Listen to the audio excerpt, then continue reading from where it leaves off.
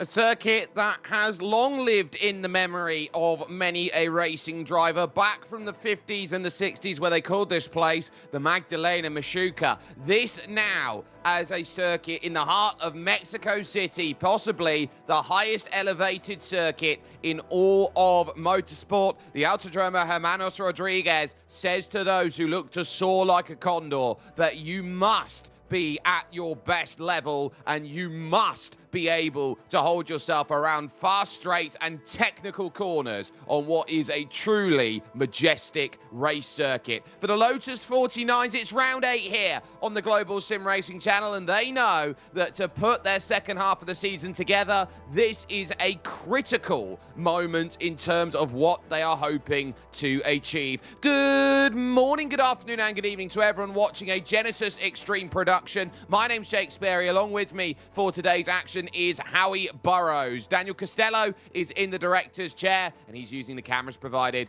by Dougie Beard. But what to say about a magical circuit high up in the mountains of Mexico? Well, I don't have to, because we've got this little GSRC track guide that gives you all of the information on how this National Historic layout will go. Welcome to the Autodromo Hermanos Rodriguez. Located in the Magdalena Mixhuca sports city in the southeastern region of Mexico City, this track really is an urban affair. Situated among one of the largest cities in the world, it tends to draw in unbelievably large crowds of race fans. The full 2.67-mile or 4.3-kilometer Grand Prix course can be split up in numerous ways, making for 7 fully distinct raceable layouts. It includes everything from an oval to an EV course, making it malleable to a wide variety of types of cars. In fact, the track has hosted not only top-end open-wheelers, but NASCAR, sports cars, and motorcycle racing over its history. That history began back in 1959 when construction was completed, but has since gone through multiple changes to reach its current look. One of the defining features that hasn't changed much over the years is the immensely long front stretch. However, a newer addition which first cropped up in the early 2000s is the Foro Sol Stadium section. This not only offers a safer option for higher-powered cars to bypass half of the Peraltada, it creates a unique atmosphere in which tens of thousands of fans can cheer on their favorite drivers with spectacular views. But our history buffs need not fear. The 180-degree Peraltada can still be raced in a few of the layouts on iRacing, recapturing its fearsome speeds and challenge. All in all, this place has a little bit of something for everyone. No wonder the Mexican fans come out in droves when motorsports come into town. What a wonderful circuit this Autodromo Hermanos Rodriguez is. We run a layout that they did have back in 1959 when they started it out, but there was a little bit more chicanery to deal with in the middle sector. It's now a little bit more precise to avoid that dirty air effect that comes through, but naturally a circuit like this is going to feel very much like a race to turns 1 and 4, the two main places on this circuit, Howie, to get moves done. Indeed, this layout does combine quite a bit of the old and the new. One of the longest runs down to turn 1 in all of iRacing, and that tough hairpin out of 4 are going to be tricky to master. It's going to be difficult to get through those S's on a car with no downforce, and those oval turns are very peculiar, not even radius like you'd think from any other oval turns. I much prefer flying around that to slowing down through the stadium, so it's going to provide these cars a lot to do.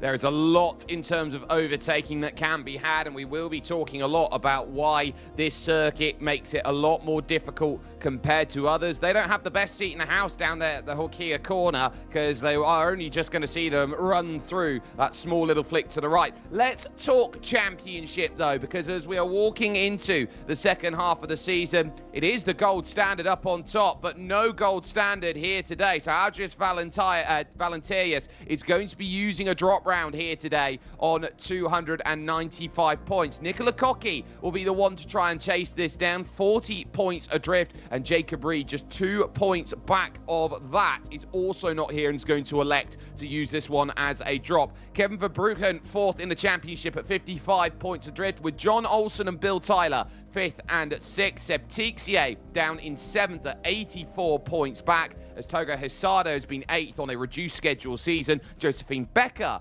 currently 9th in the championship after an F2 crown last season, and Gary Ho rounding out the top 10 in the standings as they go. A chance for drivers to catch up in this championship, and F2 also looking to be an interesting battle, Howie. Indeed, the second tier of racing, still plenty to do on the track. James Carpentier has a smaller gap than in the F1 Championship, 25 points over Alan Gray, and it's very close and tight behind Andres Bruno in third, and only another 2 back with Matt Linden. Tobias Hunvey is in 5th ahead of Donald Peake, Rafael Camcho, Sergey Brodkin, Raul Pinochet, John So, and Andrew Eng. It is a track with mixed participation across the board. One of iRacing's newer entries means that quite a few have chosen to miss this one out. Yeah, they feel that in a schedule right now where there aren't many new tracks on it, this is one that you can use as a drop. The United Kingdom on top at the moment as far as the Cup of Nations go. That is determined by what you choose your flag to be in iRacing Ukraine.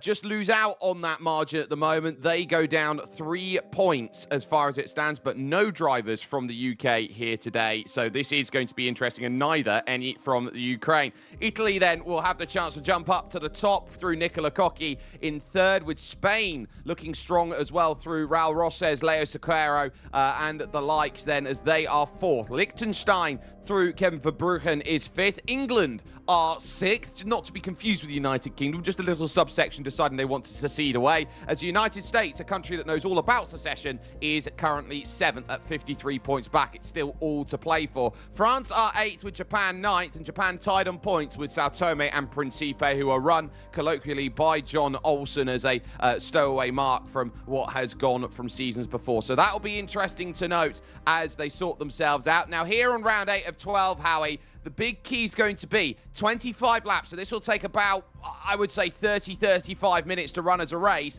But critically, no spare car for what are some of the most fragile cars on the service. Could also have problems with off-tracks around here. Now, iRacing does give you all 4 wheels on a lot of the turns without grass, but it's one of those with track limits that are going to really catch up to you as you fly through them at high speed. I'm wondering if 5, 6, 7, 8 drivers are going to be able to keep it together the whole way when there's not much grip keeping them down to the ground. They'll get the driver at 17 and the DQ at 25, even if their car ends up in one piece. So they will be hoping today that this is going to work for them. Qualifying is currently underway. They've got 8 minutes or 2 laps, whichever then crosses through first. And we're down to the final 2 minutes in qualifying as into the wall. That's going to be doing no favours on the run to the line as our focus then turns over to Jorge Nieva. That one won't count, so there's only one more lap to go. And you've had a little brush with the wall here then through the long 180-degree right then of that Peraltada corner, a corner that strikes fear into the hearts of many. On the brakes, out to the Principale, over through the Moises Solana chicane, 1, 2, and 3. And Nieva here needing a lap because currently Kevin Verbruggen is the fastest in qualifying, a 1:17.3 that is 2/10 clear of the field. There will be time to make this if there's no off-track, but it's looking dicey, some of the understeer through that old hairpin on the national layout. Now through the high-speed S's, you can dip the wheels over the edge like that, but it's going to be a balancing act during the race. The last lap was decently fast, but was not legal on the board. 44 seconds as we approach the last few turns. We're not going to be turning into the stadium. We're going to be going around the oval. The second half here, tighter than the first half and very flat, unlike it used to be back in the day. Wall's very close. It's got a bit of a street race feeling. Fitness lap will make it, but let's see how high up it goes.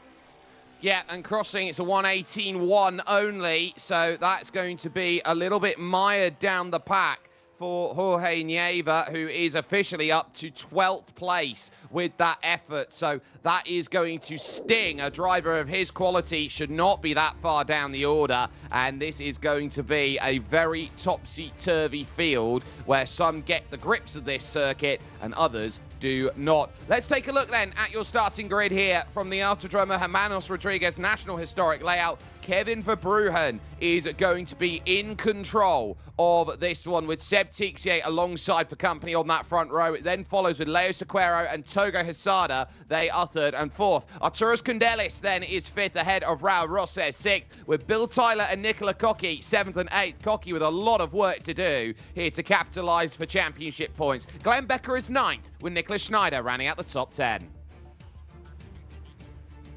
Single split on the track today of around 3K SOF. Lars Alston starts on row 6 next to Jorge Nieva. Then it's Jem Matson next to Gary Ho. Ansgar Pintier next to Marco Antonio Lopez Salgado for 15th and 16th. We have Josephine Becker and John Olsen on row 9. And then Cam Porter and Alan Graham just behind. Just a couple more drivers on the grid.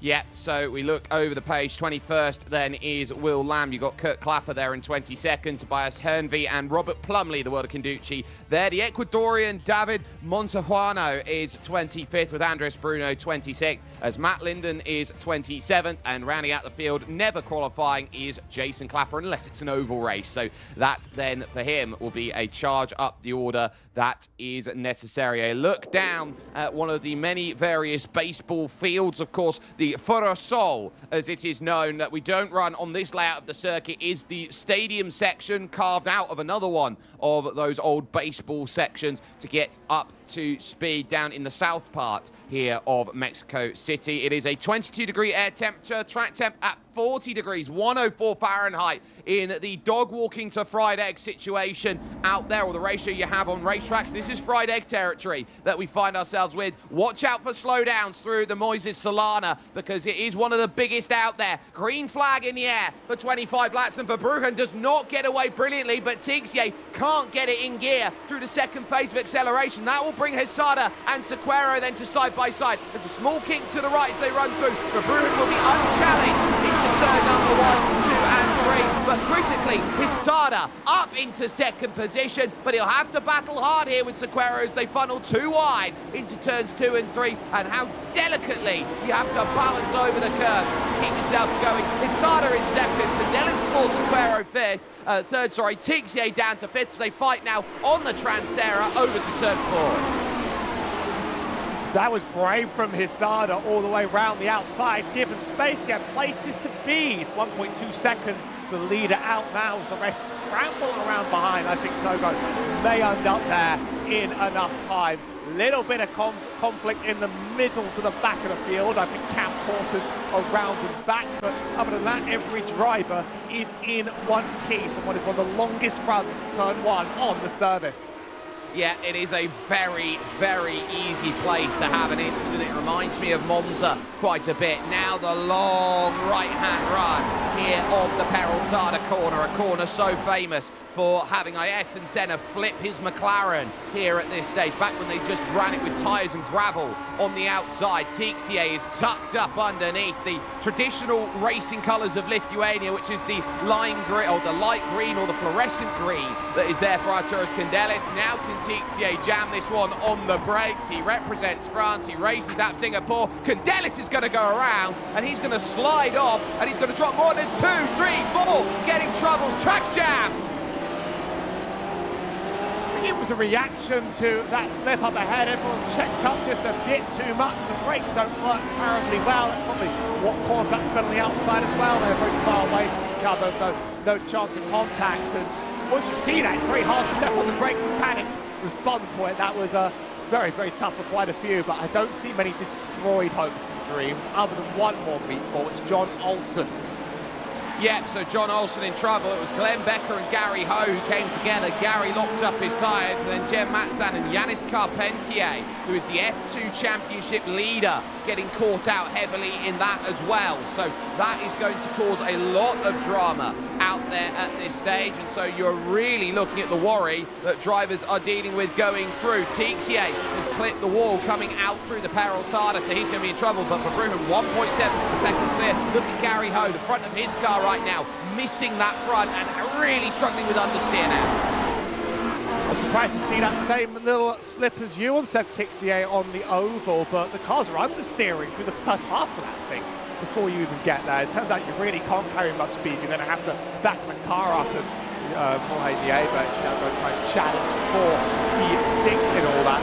Aerodynamics on the front, not going to be very good for you here, just because you really want to get big slipstream runs down that turn one. Of course, this track also affects the engine output of the cars with the increased altitude. It means the dynamics are totally different. Got a replay coming, I believe. That is for that. That's where it's just got the ear off. Yeah, Raul Rosses then running a little bit wide, and that's going to always be troublesome at turn 4. So you overcook it, and the brakes get cold around this place. So look then, this is John Olsen's perspective of what goes on in front. You're looking for any cues there. You see the smoke going through, you know you've got to slow. You see contact in front, where do you go? You're committed to a corner, and he's just driven himself into the accident there, has John. He couldn't quite commit out of it. He was just a little bit too eager on the brakes, thinking, oh, it's just going to be there on the outside. No, he just drove straight into it, and there's Nicky Schneider!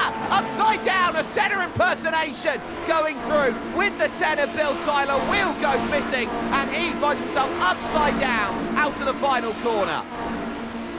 Just before we went live, I suggested that bad things were going to happen on that oval. That is a very bad thing to happen on the oval. Seems to be very hard to hold a line on there. Drivers might not be used to the uneven radius, and it's just going to take more and more drivers out. Amy Ava there, battling hard with Seb Tixier, and Raul Garcia is in the wings at all times. You can see the run that you do get behind someone, but they've had to back out early there. He got it way too early in the turn. Yeah, this is one of the eras where downforce does not really exist. They don't have aerodynamics that they've used as prior. 1.8 the gap between Verbruggen and Hesada, and it's ticking up over. And here, more than anywhere else, the draft is a lot more powerful. You're talking about 2.2 instead of 1.2 seconds needed to stay within the range. And Verbruggen right now on the fringes of breaking away from the trio behind of Hesada, Sequeiro, and Nicola Cocchi, who is up there into that 4th position. Let's take another look. So Schneider's already got himself through, but Tyler there, they're fighting for that point where they can put power down on the exit. A tangle of tyres, and really for Nicola Schneider, he had the clearance there, he just didn't have enough room on the exit. Bill Tyler wasn't going to give him any because he's already in the middle of the road. Battle for P3 on the track. That's Nicola Cocchi getting it cleanly done into turn 1. It's probably not worth fighting if the run is given that easily to you. Leo Sequeiro sort of wants to get back in line and wait for the next chance behind. Seb Tixier's got his own chase on, and we might see a little bit more slipstream from someone here. Not from that lead pack, not from that one behind either, but yeah, 2 on that oval turn. 2 drivers in very different lines, and it's very hard to change your line in this car once you're committed to one. You just have to hope for the best, and that wasn't the best at all. Nicola Cocchi does have the fastest lap of the race, so he's up to 3rd from an 8th place on the grid start. Nieva's up 6 of his own at the moment. Jason Clapper up 16. Now this is Mats Linden here in towards the opening corner. Moises Solana 1 and 2, and he is right up on the haunches there on the rear tyres as if he's trying to do a little bit of drag strip racing. They're going through Linden. Nothing he can do as a passenger, and that's what you get. Massive long braking zone after a long straight, so easy to miss your mark because you're just not paying attention. Now look at this as they run back again along the Principale, because Tixe under threat then from Nieva, and now Raul Rosses watching this one on. Now which way do I want to go? Right or left? Right or left? And Tixe slightly later on the brakes are on the outside. Look at a counter steer from Raul as he now has to hold himself steady. Round the outside tries Nieva. He'll have the inside at turn 3, but you can hold the power on the outside and it works. And look at Rosses go and try and pick that up. Candelis wants himself in on the outside with 3 wide along the Transera to turn 4, and surely this might end up in a bit of tears between them because there's nowhere to go between them. 1, 2, 3, and it's Candelis who gets shoved out. There was contact there, but that's fantastic work from everybody to keep their cars in line. I think they're running into so many cases. Almost any time a car goes side by side here, there's a risk. There's contact that doesn't end well. The 2 of Nieva missing the braking marker a bit into the Gardia, and both are around. It's 3 who find themselves in trouble again, and a lot more smoke. Raul Rosses caught up. Candelis able to get away the fastest from it, and then Jorge Nieva will be a little bit sheepish then as he gets back up to speed. Jason Clapper, who started at the very back of this field, is having the race of a lifetime at the moment. He's up to 9th. and he is looking to get even more out of it as Nieva side by side then with Josephine Becker, and she is trying to get that run away at this moment in time. Quite often she runs the My Neighbour Totoro livery. We don't see that on her today, but right now it's going to be all about just giving yourself an opportunity. We're only 7 laps into this race, and the attrition value is showing itself immediately. It's a track for a lot of runoff, so that's not really the sort of problem, but it's got a lot of corners, I think, are tricking people in these cars. A lot of drivers on the brakes seem to be having problems. They seem to be slipping up and around, not really being able to work out the distances with others. There's not that sort of ingrained familiarity where everybody knows how the track goes. So, I mean, different people have different ideas, and it is hard to call, you know, any one person's fault in these moments when they're just getting a little bit close on a track that seems to require a lot of give and take here. Yeah, and there's no elevation change as Montejuano tries to fight Carpentier for position, the F2 championship leader, in a big scrap because Glenn Becker's going to try and get back through as well in this group. But you're looking around at trying to commit to these corners. Any one mistake on these corners, the slowdown penalty is massive to deal with. So drivers just have to commit. And speaking of that commitment, Nicola Cocchi looking for second then over Togo Hisada, moves over to the inside. They're still hitting 290 kilometers an hour on the straights before hitting the brakes. And you talk about an engine like this, the Ford DFV Cosworth, that is going to be gasping for air when you are air limited here in Mexico City. I made the ill-fated prediction that Hisada would be up with Kevin Verbruggen in time, and that hasn't happened. Another second's been pulled out. That draft didn't work out, and now Hisada's been passed even more, and the battle's going to be on for that P2, because I'm feeling he'll have another go for it again, but he's going to be challenged from behind by that 6th car. And Nicola Cocchi going to want to try and get away, but is it even going to be possible? Kevin's just been driving like an absolute machine. Not the fastest lap of the race, that is Nicola's, but now 3 seconds down the road in this clean air.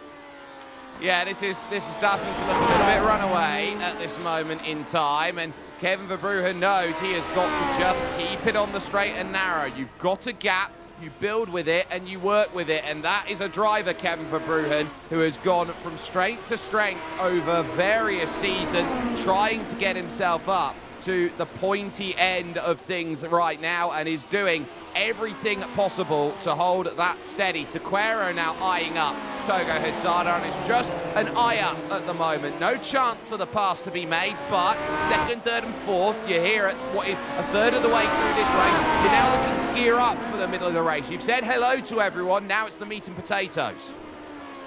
It certainly is a track where you can force the issue. I think we've seen enough proof of that in ourselves. It's one where if you've got a good run out in the last few turns, you're going to be helped with the run down the straight, and then you take what you can get in that regard. It's Glenn Becker ahead of David Montejuano, having a very spirited back and forth trade of places here over the last lap, and they're going to be doing it again side by side. No real draft to play with there, but slightly better exit from that 17 on the inside. That's going to clear for now. I wonder if we'll trade it back in just a second.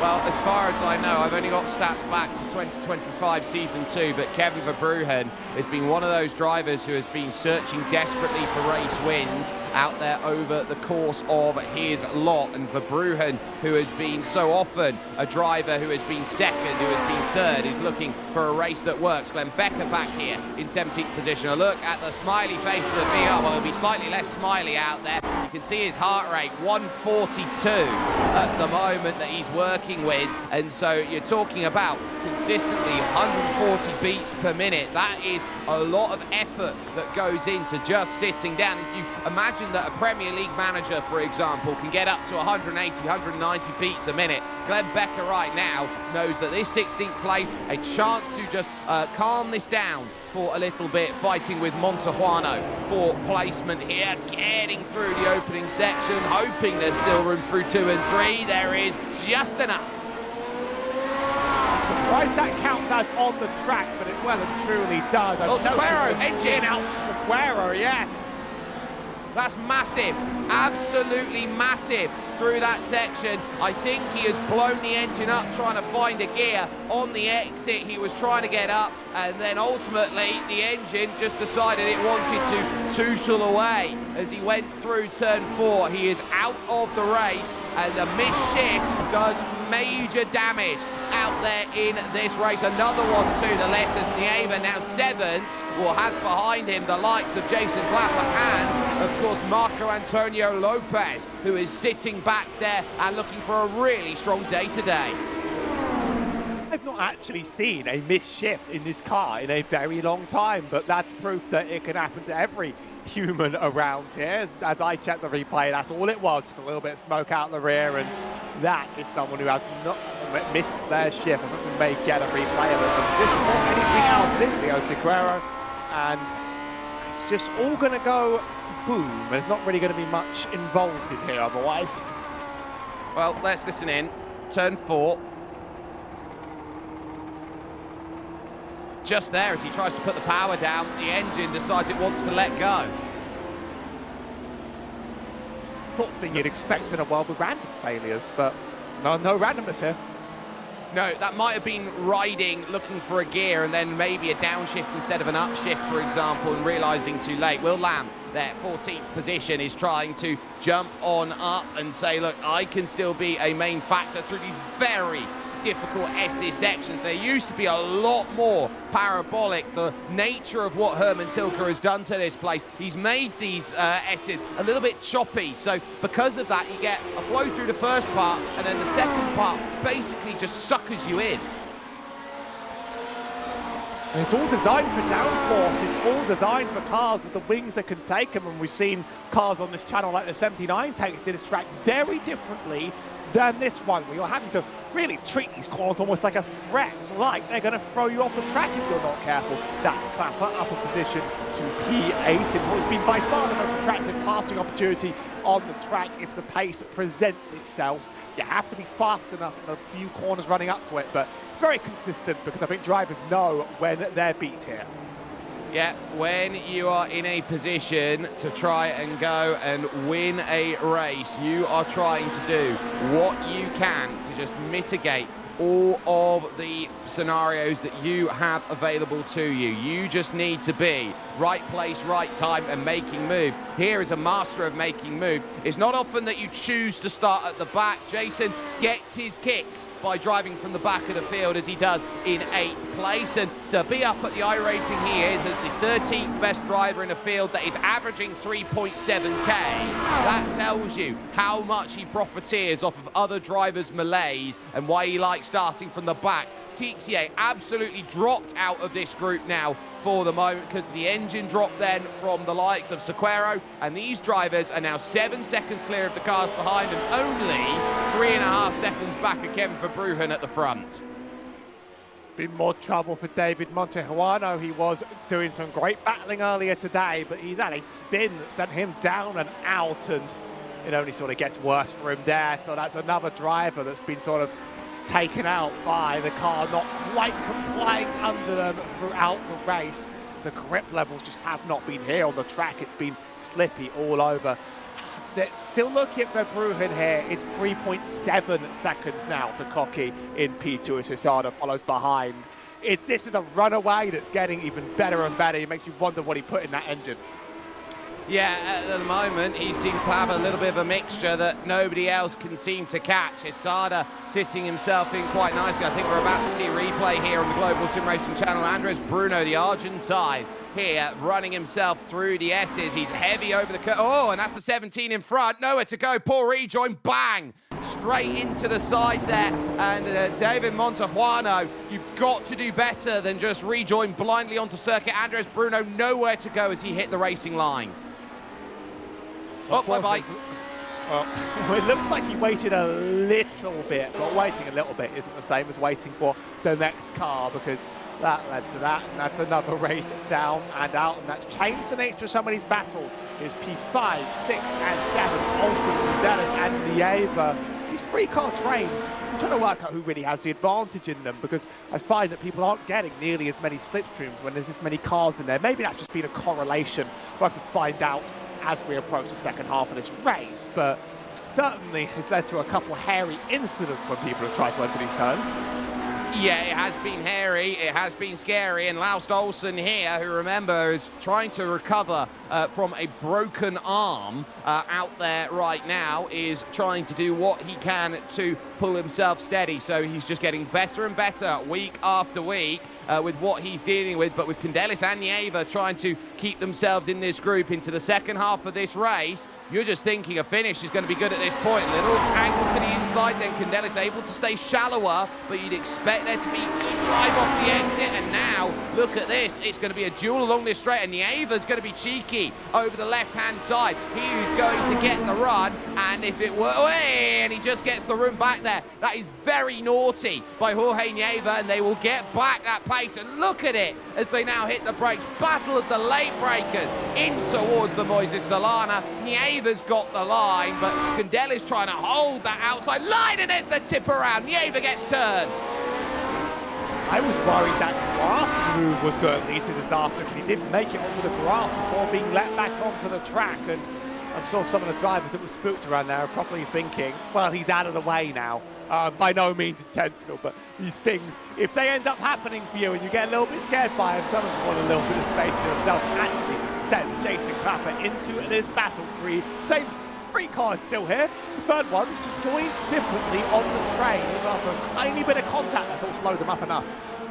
Yeah, it has slowed them to a position where I think this could be a really, really critical day at the office for Jason Clapper, and some big points that he can bring himself up to. He knows that Laust Olsen and Arturas Candelis have had a big, strong fight in front, and now he's just got to start trying to work out how good can I follow the draft and then get that move. He tucks in underneath, looking for that sixth position here along the Principale straight. Small flick to the left then doesn't count as a corner. But now as you start hitting that level, where can you find the move? Answer is I'll be earlier on the brakes. I'll prioritise the run out of the exit and hope that the Trancera is the next place where the pass can happen. And look at how aggressive they have to be over the curve. They're under 100 kilometres an hour trying to go through, because that's the limit of the mechanical grip available.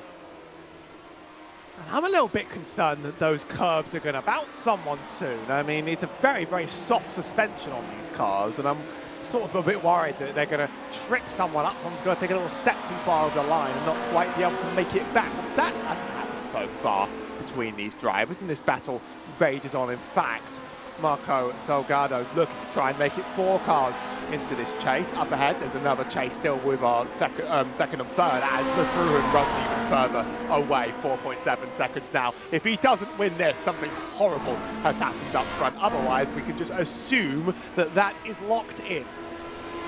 Yeah, so as far as this goes, you are looking around and hoping this could be a race of races that you've been hoping for. You've been dreaming of a gap, and suddenly you have it. Togo Hesada still trying to figure out whether it's second or third. A driver who has been looking at the way that his season has gone here has Togo. He has had to use both his drop rounds, and he's got 1-0 he will take throughout this season, so there's nothing he can do about it. With no Valenterius, we know that he's used his second of his drop rounds. Jacob Reed using his third will have a 0 by not showing up here today, and so you're starting to wonder whether this is going to be one where consistency value will pay off. And Nicola here, more than Togo Hesada, has got to think at this moment with 9 laps to go, soon to be 8.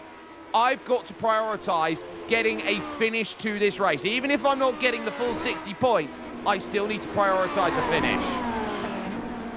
Every finish ends up counting in a season that runs 12 weeks like this. You never know what surprises are going to await you. Togo Hesada's not really made the move. In fact, he's only dropped back a little bit. Here's a side-by-side into the oval again. We've seen disaster here, but both running very, very distinct lines. Jason Clapper's going to back out of it. That backing out might give him a lot of speed down this straight. He's already not playing the slipstream game behind. He's already straight up ahead. Just from the run that you get on that outside line. It's one of the unique things about a flat oval like that.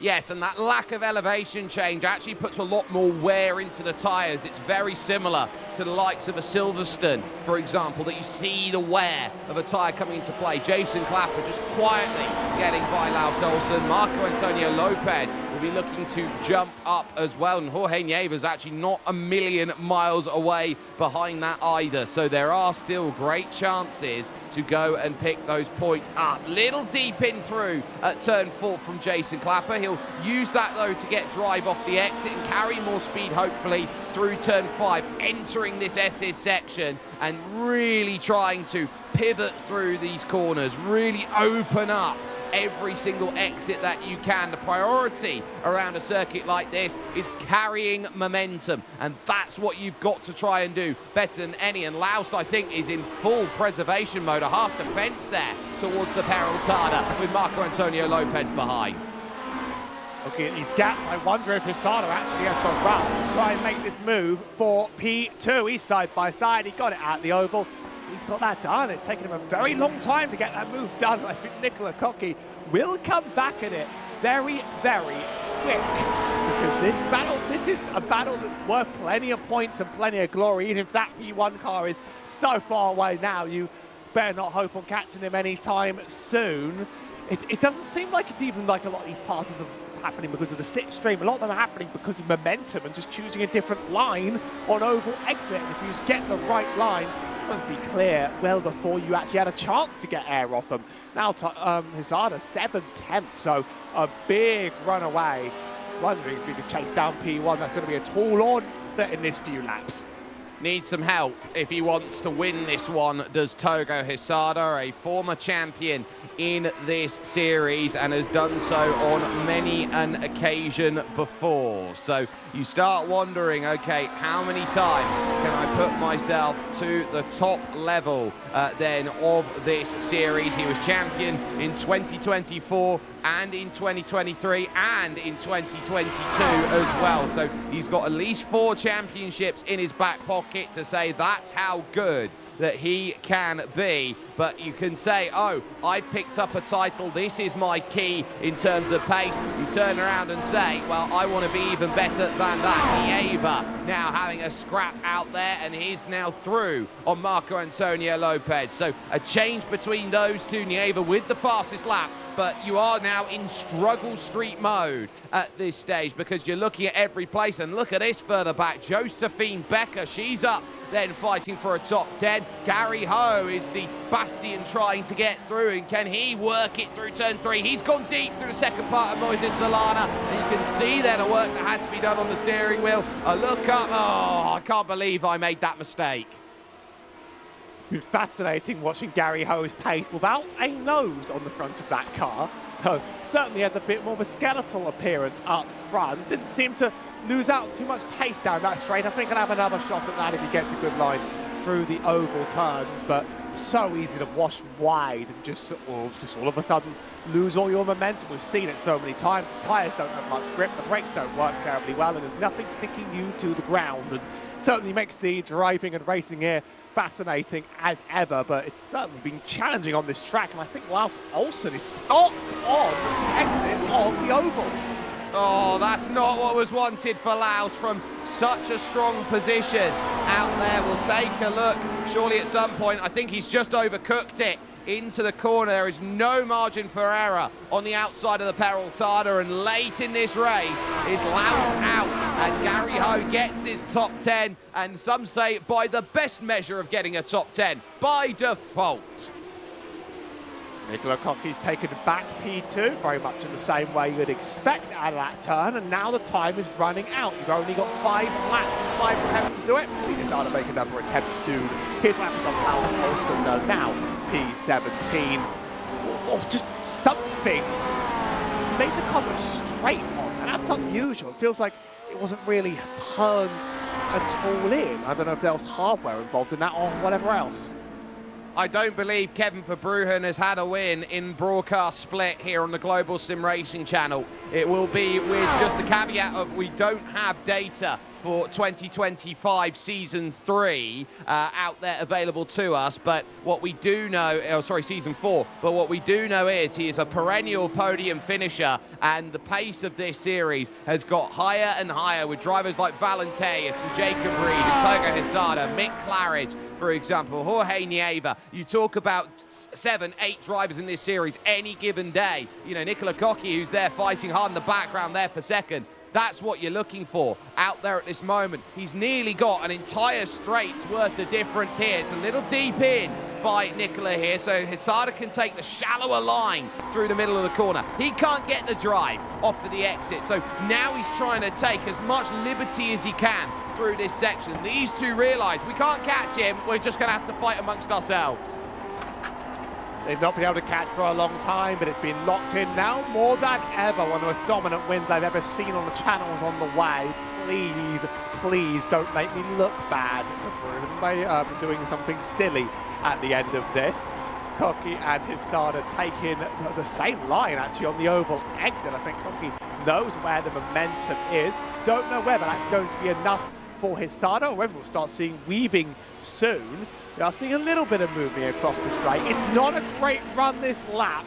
Hesada might have to try again next lap. I'm watching that gap. It could enter the danger zone into the braking point. He's going to try it, but it's not there this time.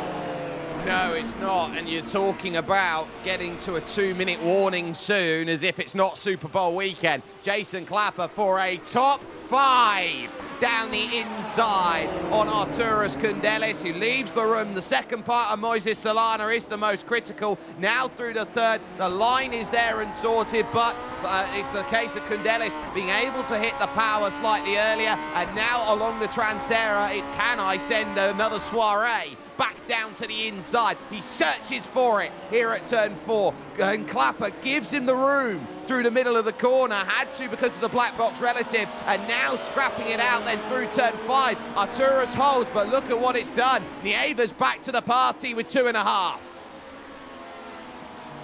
Something you'd love to see with 2 laps to go as a third car entering your door. It's been just scrappy and back and forth between these three for the entire race. I'm trying to pull my attention between 2 places at once. I have all sympathy for any producer in the room trying to do the same thing right now, because 2 battles are going to explode at the same time. Don't know if Hesada's going to get this done. He's got a better run than last time, but he's been forced to the outside line. That's never really good for him. He's only going to get 1 more shot down that straight. Well, he needs to find a decisive move, and that's the issue here for Togo Hesada. He's watched, he's managed to get himself up to the top in various guises, but he is now in a position where he's stuck trying to find a way through. Back again on the brakes at turn 4. And Togo Hesada now just needs to pick and choose his moment, because Nicola Cocchi, give him credit here, Howie, has driven a very good race up to second from an 8th place grid slot. And this has been a race of attrition. Just got on the statistic back. 11 drivers have stopped in the pit lane at some point out of 28. This race has been absolutely brutal, but only a few turns left to go for Togo Hesada. It's going to need to be an epic run through these last 2. Well, he needs a great Peraltada, as the white flag will be taken by Kevin Verbruggen to say 1 lap to go in this one. Nieva in the top right of your screen in a big scrap out with Jason Clapper. He's got the line heading towards the Peraltada, and he's through. But now here comes the run, because Togo realises that he's got to force Nicola to go defensive here. It's a duel of how fast you can go. 295 kilometres an hour on the brakes, and Nicola Cocchi chucks it straight back. Is there enough room between them? Yes. Second part of Moises Solana have traffic in front, but again it's the outside line for Nicola Cocchi. He won't get drive off the exit. Togo Hesada is going to jump up into second place with that very astute move, and look about now and see if Nicola has a chance to come back. It will have to be the Peraltada as the last great place to find a pass. You've got Candelis trying to hold station, and through the S's section, it's all about what's left for Verbruggen. He's got the thank you over to Raul Rosses, the last piece of the puzzle, then solved and sorted. This has been a nearly man for so many years when it has come to this great series, but in Lotus 49 circles, make yourself a legend. Kevin Verbruggen out the final corner, a first of many as he wins here at the Autodromo Hermanos Rodriguez. Side by side almost for second, his side holds. The first time for everything, make it one that dominant. In a race full of action and peril, Verbruggen had none of either. One of the most dominant wins I've ever seen in this series. That took a lot of practice here.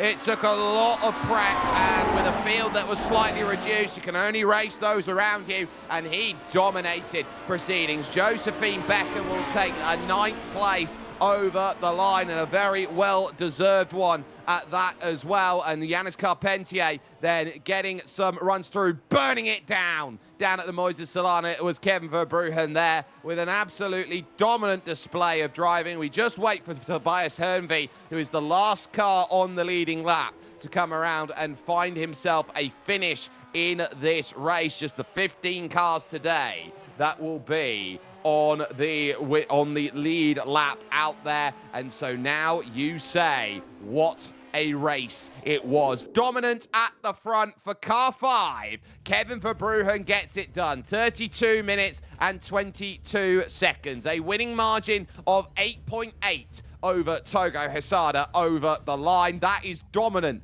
in this machinery, with Nicola Cocchi finishing off in 3rd. Seb Tixier will be 4th as Arturas Candelis ends up in 5th. Jorge Nieva, a 6th place finish from 12th on the grid, and from the back, Jason Clapper doing just Jason things, then moving up to 7th. It's then Marco Antonio Lopez with Josephine Becker 9th, and an unrelated Becker, the American Glenn Becker, rounding out the top 10.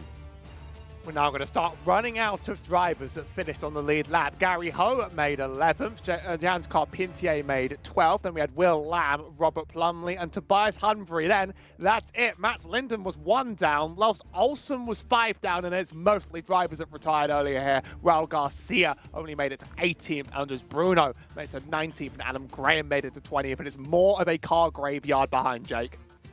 It is. This is a case of drivers who found themselves all in trouble. The likes of David Montejuano, Leo Sequeiro with a blown engine, Kurt Clapper, Jen Matzan, Nicholas Schneider we saw upside down and probably nursing a couple aspirin for the headache that he's now got. Bill Tyler, as well as John Olsen and Cam Porter. Both of those drivers getting caught out on the opening lap of, or the opening 2 laps of this 25-lap race. So that tells you all you need to know about how great all of this field has been. We're going to get a chance then to chat with some drivers. Kevin Verbruggen is alongside with me right now. And Kevin, correct me if I'm wrong, I think this is your first ever broadcast race win. It is, and I'm so happy. Well, with every reason to be, because the start of that race was about building a gap. You got exactly what you wanted behind you. You had 2 cars, 3 cars side by side into that opening chicane. You immediately got 1.4 seconds in the back pocket, and you just had to keep the cadence up to keep the likes of Nicola and Togo and Seb away from you. How did you look to try and manage the early stages of the race with the pace you had? Well, I knew I could have a good start here, but even then you don't know how far someone can break into turn 1. So yeah, it's honestly, you just have to respond to whatever happens behind you. And then especially when you see them going 3 wide, on the one hand it's good, but it's also a risk, because if they make contact, it's very easy for you to be involved in there. But luckily it went okay, and then I had a little gap, and yeah, from there it was very tricky to get back in the slipstream.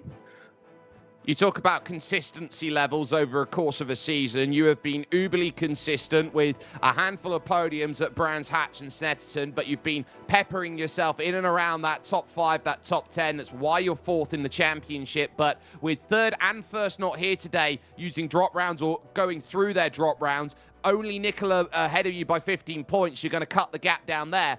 Are you, say it quietly, starting to think in the final 4 rounds of this season that there is a potential title on the hands? Well, for a title in this season, it would still be quite tough. With, of course, they can take the drop round. They have a leniency with drop rounds to skip some races. But I'm definitely looking forward to fighting for, at the front more. And mark my words, this won't be the last one either. Well, we certainly hope to see you up on that top step because it's been such a long wait of nearlies. Kevin Verbruggen, then your winner here today from this wonderful Autodromo Hermanos Rodriguez. Second position over the line would be Togo Hesada. He stood by with Howie Burrows. Togo Hesada, you always bring the action. It started from lap 1 with a bold move to the inside, and it made it all the way to the end of that race. P1 was no chance, but that was a fantastic battle. Yeah, thank you so much. Somehow my launch went good. And yeah, I'm already realized that Kevin's so fast in qualifying time. And yeah, I'm just defending second. And then you know, quite nice, quite good battle with Nicola, which is very good, very great. And I'm really happy with this result.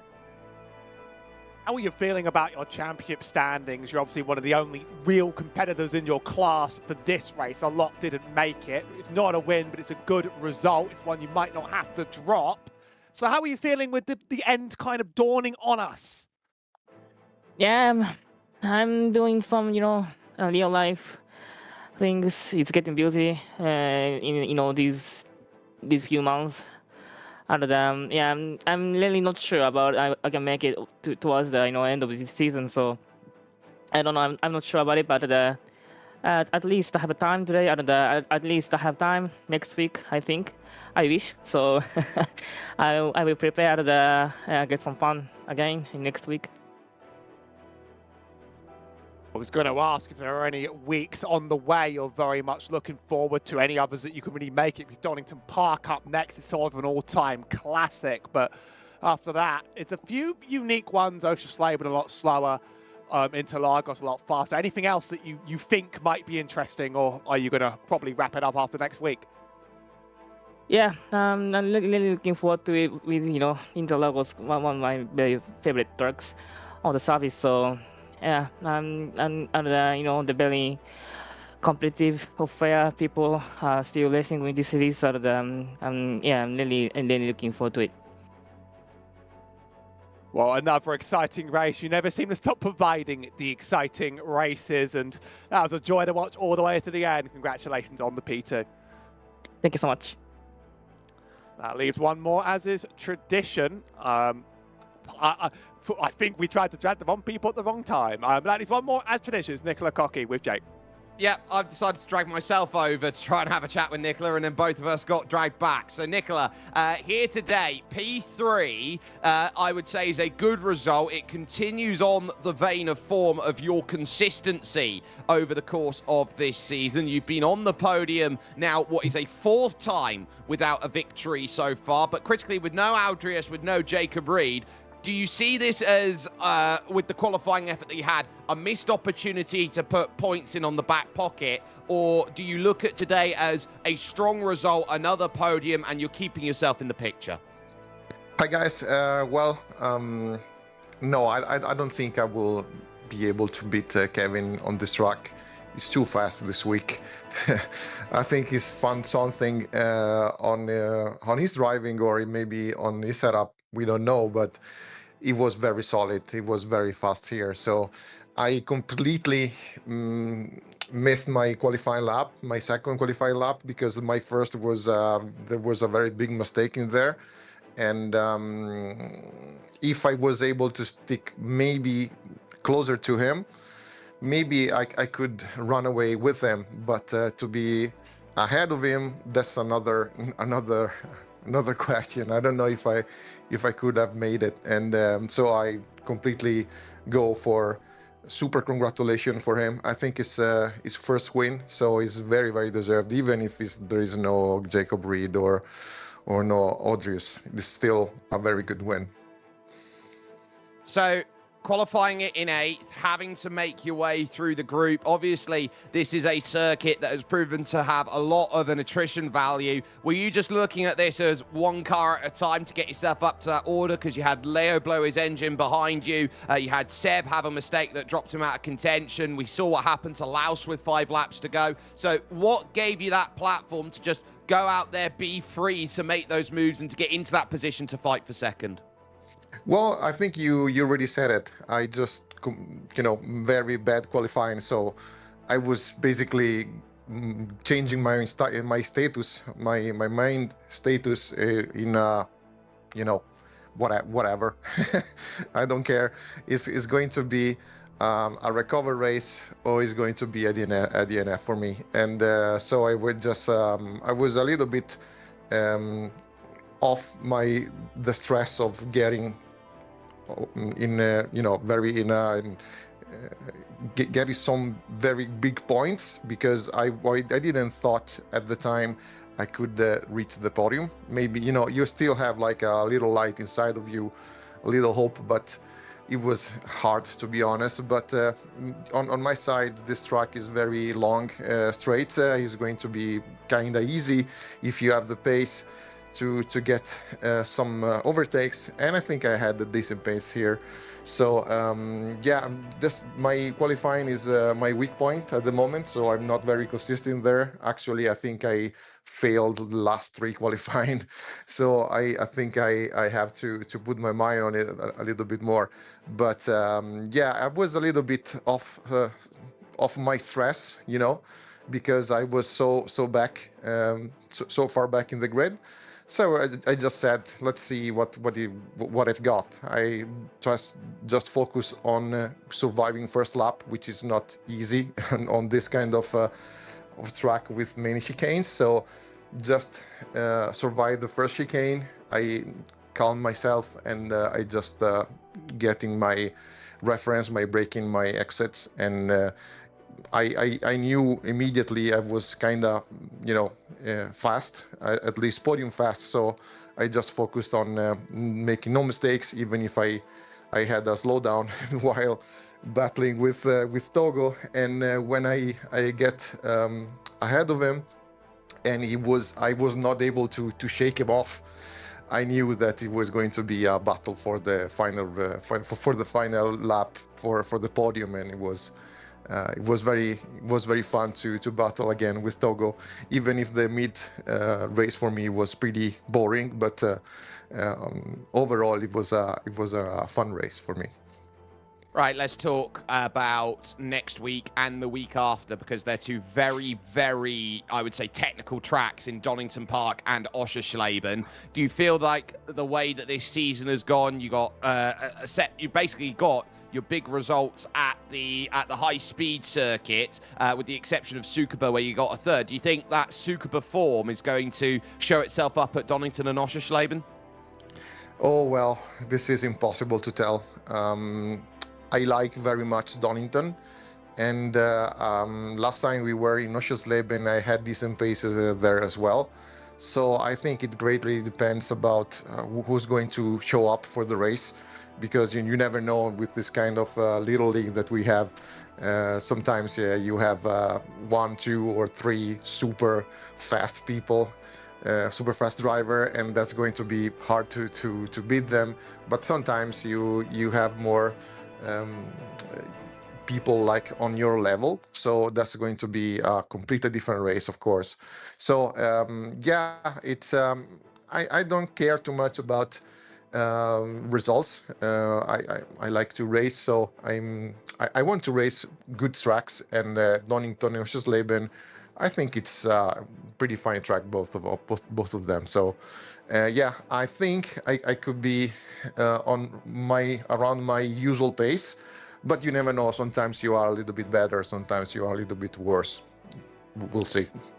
We certainly will. But what we do know is that walking out of the Autodromo Hermanos Rodriguez, it will be a championship lead for Nicola Cocchi, who finishes 3rd today. here from this Autodromo Hermanos Rodriguez. That will bring the curtain to a close then here for racing action today in Mexico City. And boy, did it prove to be a spectacle. You can catch the next round, round 9 of the Grand Prix Legends Lotus 49 series in just 7 days' time, because it's not a full circuit, it's the national layout, which is going to be all sorts of fast and frantic here from Donington Park, and it's going to be a Valentine's Day date with destiny for drivers who want to make it happen. 1:30 UTC, 8:30 Eastern. Check it out with us as part of a Genesis Extreme production. As far as what's going on right now, this very second, you can join the crew over at Jerez at the moment for the Sim Racing Republic Sports Car Championship. Join Alex Goldschmidt, Christian Deploy, and Joseph Black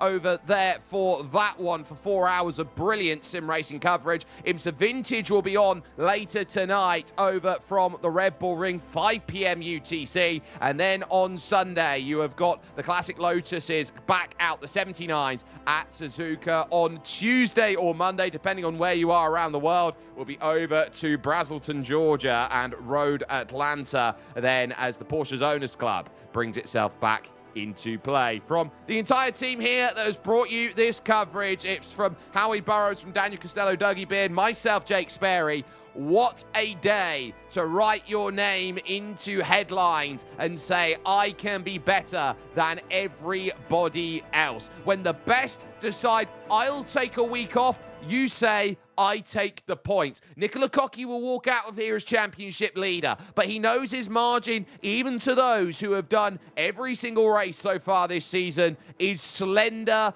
at best. Watch out behind, because it's car 5 that is looking to pick up big results, big wins, and say, I am no longer content with sitting and watching everyone else's success. I will go and take it for myself. Kevin Verbruggen, a first win in the Lotus 49 Grand Prix Legend Series, and a win that puts him just tantalizingly close to the title picture. We'll see you in 7 for racing action at Donington Park, but tune in with us now for the Sports Car Sim Racing Republic over at Jerez.